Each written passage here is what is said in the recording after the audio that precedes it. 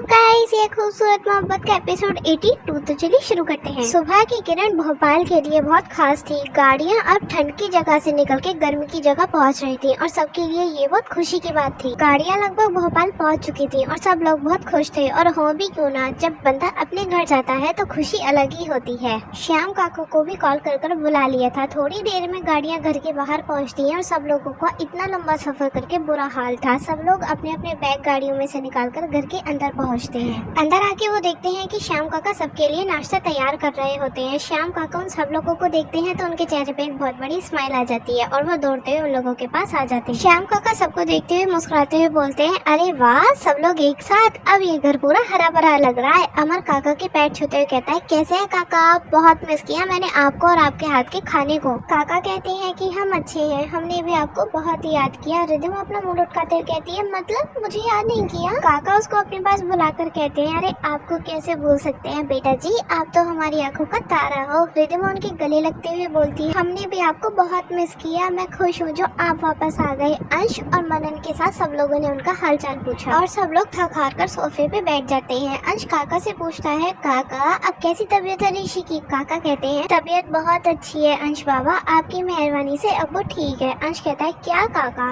आप भी ना, हम कोई मेहरबानी नहीं करते, जो भी करते हैं दिल से करते हैं। आखिर वो भी हमारे छोटे भाई जैसा ही है और आपको उसे यहाँ लेकर आना चाहिए था ना। काका कहते हैं कि अरे अंश बाबा, वो यहाँ नहीं आ सकता, खेत का काम कौन संभालेगा? आपको तो पता ही है कि खेत में कितना काम होता है। अंश कहता है कि ठीक है काका, वो यहाँ नहीं आ सकता तो हम तो वहाँ जा सकते हैं ना, वैसे भी गाँव की हवा बहुत दिनों से नहीं गई। काका कहते हैं कि ठीक है बेटा, आप जब चाहें तब हमारे गाँव आ सकते हैं, आपका हमारे गाँव में हार्दिक स्वागत है। अंश इतना सुनकर मुस्कुरा देता है। काका मनाली की तरफ देखते हैं और अंश से पूछते हैं कि अंश बेटा, ये बिटिया कौन है? इतना सुनकर मनन मनाली की ओर देखता है जो कि काका की तरफ ही देख रही होती है। अंश मुस्कुराते हुए जवाब देता है, काका ये परी जी हैं। अंश इससे आगे बोल पाता तभी मनन अपनी जगह से उठता है और मनाली के साथ खड़ा हो जाता है और बोलता है, काका हम इनका इंट्रोडक्शन करवाते हैं। इतना सुनकर ही मनाली मनन की ओर देखती है जो कि बड़ी शरारती नजरों से उसकी तरफ देख रहा होता है। मनाली कुछ समझ ही नहीं पाती है। मनन बड़े अदब के साथ मनाली के गले में हाथ डालते हुए बोलता है, ये आपके साहब की मैम साहब, यानी कि मेरी होने वाली लुगाई, यानी कि इस श्रीमान की श्रीमती, यानी कि मनाली मनन ओबरॉय।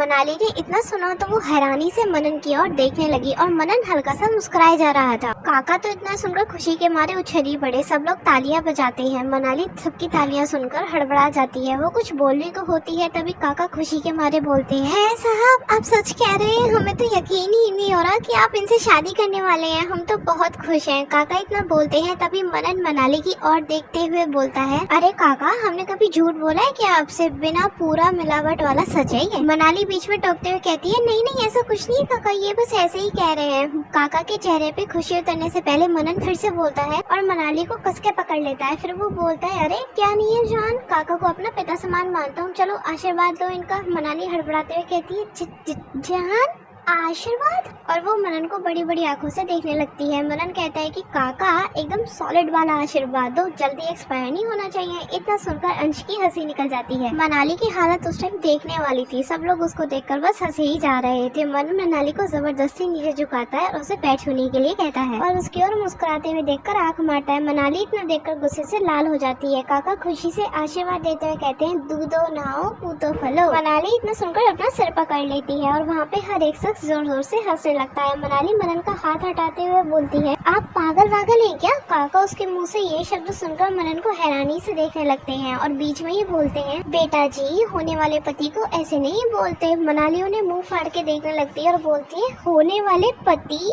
मनन बीच में उसकी बात काटकर सीने पे हाथ रखकर बोलता है, अरे पागल, तुम्हें पहले से ही हूँ जान, बस तुम्हारे प्यार में। मनन को ऐसे हरकतें करते हुए देखकर सब लोग हंसे जा रहे थे और मनाली का गुस्सा बढ़ता ही जा रहा था। मनाली गुस्से से कहती है कि आपको तो मैं। इतना कहते काका उसके पास आते हैं और उसके सिर पे हाथ रखते हुए बोलते हैं, बेटा जी, कितनी देर कर दिया आपने आने में, हमारे साहब की जिंदगी में थोड़े टाइम पहले ही आ जाती तो अब तक तो हमारी गोदी में छोटे साहब खेल रहे होते। मनाली का इतना सुनकर सिर चकराने लगा। वो हकलाते हुए बोलती है, छोटे साहब, इतना कहकर वो मनन की ओर बड़ी बड़ी आंखों से देखने लगी। वो देखती है कि मनन बड़ी बेशर्मी से उसकी तरफ देख रहा होता है। वो बीच में बात काटते हुए बोलता है, काका ये आपकी तरह ट्रेन से नहीं आई है, गाड़ी से आई है, इसलिए लेट हो गया हमारी जान को आने में, और छोटे साहब भी आ जाएंगे, पहले हमारे हाथ तो पीले हो जाने दीजिए। मनाली काका को समझाते हुए कहती है, आप जैसा सोच रहे हैं काका वैसे कुछ भी नहीं है, और ये बस ऐसे ही बोल रहे हैं, आप इनकी बातों पे ध्यान मत दीजिए। मनन कुछ बोल पाता तभी काका बीच में बोलते हैं, अरे बेटा जी हमें कुछ समझाने की कोशिश मत कीजिए, हम सब समझ चुके हैं। हमें तो अभी भी यकीन नहीं हो रहा कि हमारे साहब ने लड़की पसंद कर ली, और वो भी आप जैसी, इतनी अच्छी संस्कारी और तो और कितनी सुंदर। काका मनन की ओर देखते हुए बोलते हैं, साहब आपको आते वक्त बताना चाहिए था ना कि दुल्हन को भी साथ ला रहे हैं। इतना सुनकर मनाली बड़ी बड़ी आंखें करते हुए बोलती है, क्या दुल्हन? काका मनाली की ओर देखते हुए कहते हैं, हाँ बेटा जी आप हमारे साहब की दुल्हन यानी इस घर की मालकिन। अब हमें पता ही नहीं था कि आप भी आ रही है, वरना आपके स्वागत की कुछ तैयारियां करके रखते, अब गृह प्रवेश ही कर लेते। आखिर अब हमारी साहब की दुल्हन के कदम पड़े इस घर में। सब लोग काका की तरफ मुंह फाड़ के देखने लगे। काका ने तो इस बात को इतना सीरियसली ले लिया था कि अब मनाली चाह कर भी नहीं बच सकती थी। मनाली घबराते हुए बोलती है, अब गृह प्रवेश भी? रिद्धिमा बीच में टपकते हुए बोलती है, हाँ गृह प्रवेश तो होना ही चाहिए, अब दुल्हन जो है। और इतना कहकर वो अपने दांत दिखाने लगती है। मनाली को उस टाइम समझ ही नहीं आ रहा था कि वो क्या करे। मनन कहता है, हाँ हाँ क्यों नहीं, आखिर हमारी जान का गृह प्रवेश हुआ ही नहीं पहले। आप जाइए काका, आटे की थाली लेकर आइए, हम गेट के बाहर ही खड़े हैं। काका इतना सुनकर बड़े उत्साह के साथ थाली लेने के लिए चले जाते हैं। मनाली उन्हें रोकने के लिए होती है तो मनन उसको चुप करवा देता है। मनाली गुस्से से दांत पीसते हुए कहती है, हे भगवान मैं आपको क्या करूँ, आपको ये सब बोलने में मजा आता है ना, आपकी प्रॉब्लम क्या है, आपको क्या जरूरत थी ये सब बोलने की,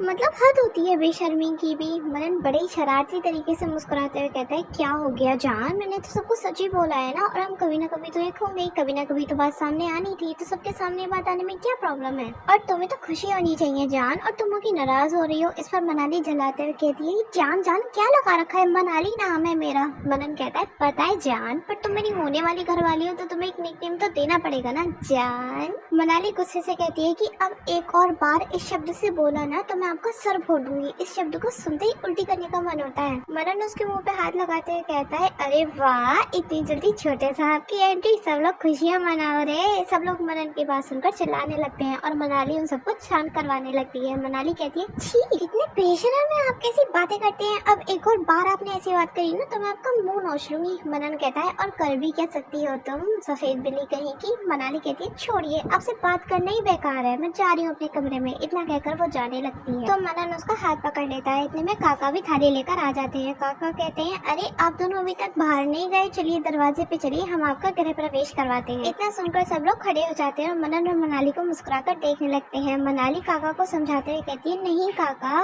वो मनन उसकी बात बीच में काटते हुए उसका हाथ पकड़कर बाहर ले जाते हुए बोलता है, चलो ना जान, कितने नखरे करती हो, काका इतने प्यार से बोल रहे हैं, कम से कम उनका तो मान रख लो। मनाली धीरे से कहती है, सच में आपने पूरा फंसा दिया मुझे, आपके जैसे इंसान मैंने कभी देखा ही नहीं है। मनन कहता है कि हाय इतनी तारीफ सुन के मैं कहीं मर ही ना जाऊं, और मेरे जैसे इंसान को टॉर्च लगा के भी ढूंढोगी ना तब भी नहीं मिलेगा, क्योंकि मैं 130 करोड़ की आबादी में अकेला सिंगल पीस हूँ, क्योंकि मैं अपने आप में बहुत खास हूँ। इतना कहकर वो अपने बालों में हाथ फेरता है और इतराने लगता है। मनाली अपने आप में गुस्से से बड़बड़ाती है, पता नहीं वो ऐसा कौन सा इंसान है जो अपनी तारीफ खुद से करता है। मनन कहता है कि हाय मेरी जान, तुम अब तक हमको ही ना समझ पाई, हमें अपनी तारीफ बहुत अच्छी लगती है और कोई दूसरा करे तो और ज्यादा अच्छा लगता है। तुम भी क्या करो ना, तुम्हारे मुंह से तो कभी तारीफ मैंने सुनी ही नहीं है। मनाली इस पे घूरते हुए कहती है, बाहर में गई आपकी तारीफ, यहाँ लाकर खड़ा कर दिया है और आते ही रायता फैला दिया है। खाका आपकी तारीफ करूँ, एक भी मौका नहीं छोड़ते आप मुझे परेशान करने का। आपको तो मैं बाद में देखूंगी, अभी काका की वजह से चुप हूँ मैं, वरना आपको तो अभी बताती मैं। मनन अपनी हंसी दबा रहा था और बाकी सब भी उसकी ये नोकझोंक का मजा ले रहे थे।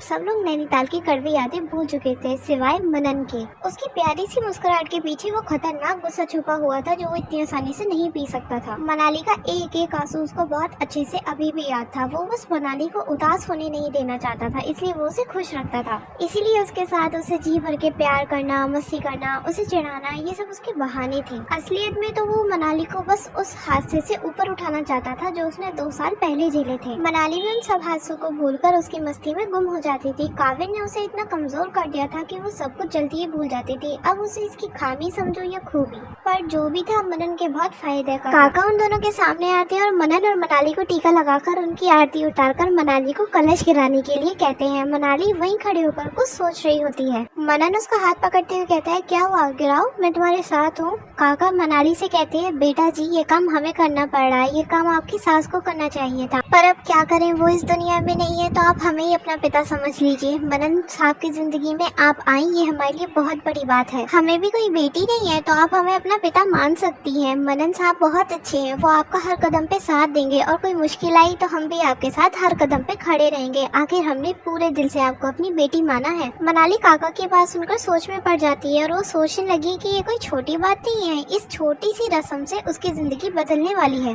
मनाली आंखों में आंसू लिए काका की तरफ देखते हुए कहती है, माफ कीजिए पर मैं ये नहीं कर सकती। काका की खुशी एक पल में गायब हो जाती है मनाली की ये बात सुनकर। मनन कोई रिएक्शन नहीं देता है, जैसे उसे पता ही ना हो कि मनाली क्या सोच रही है। मनन खाली आंखों से उसकी तरफ देखते हुए कहता है, क्यों? काका के साथ साथ सब लोग उदास नजरों से मनाली की तरफ देख रहे होते हैं। काका समझने की कोशिश कर रहे थे कि आखिर मनाली को अचानक से क्या हो गया। वो उसे कहते हैं कि बेटा जी आपकी आंखों में आंसू, क्या हुआ, हमसे कोई गलती हो गई क्या? इतना सुनकर मनाली नामे से हिला देती है और अपने आंखों से आंसू साफ करके कलश की ओर देखने लगती है। मनन उसको अपनी ओर घुमाता है और उसके आंसू पोंछते हुए कहता है, फिर से आंसू? अब ये आंसू तुम किस खुशी में बहा रही हो? मनाली उससे अपनी नजर चुराते हुए कहती है, आप जानते हैं सब कुछ, फिर भी ये सब कर रहे हैं, फिर भी मुझे अपना रहे हैं। आप मेरी बात क्यों नहीं समझते हो? आपको अभी तो सिर्फ प्यार दिख रहा है, पर जब दुनिया वाले हमारे रिश्ते पे सवाल उठाएंगे तब आपको एहसास होगा कि आप कितनी बड़ी गलती कर रहे हो। मुझे नहीं पता कि मुझे ये सब करना चाहिए या नहीं, पर मैं आपकी जिंदगी के साथ नहीं खेल सकती और ना ही लोगों के सवालों के बीच में आपको ढकेल सकती हूँ। इतना सब जानने के बाद भी आपने मुझसे वो सब नहीं कहा जो दुनिया वालों ने मुझसे कहा। ये सब आपका प्यार है, लेकिन ये फैसला लेने से पहले आपको बहुत बार सोचना चाहिए, क्योंकि ये फैसले लेने से आपकी जिंदगी पर बहुत बड़ा असर पड़ेगा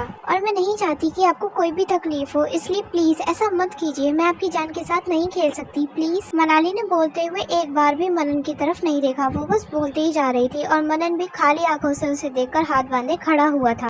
तो अब क्या जवाब देगा मनन, ये जानने के लिए नेक्स्ट एपिसोड का वेट कीजिए। तो गाइज बस इस वीडियो में इतना ही। आपको ये वीडियो कैसी लगी हमें कमेंट करके जरूर बताना, लाइक और शेयर करना मत भूलना और अगर आप चैनल पे नए हैं तो सब्सक्राइब जरूर करना।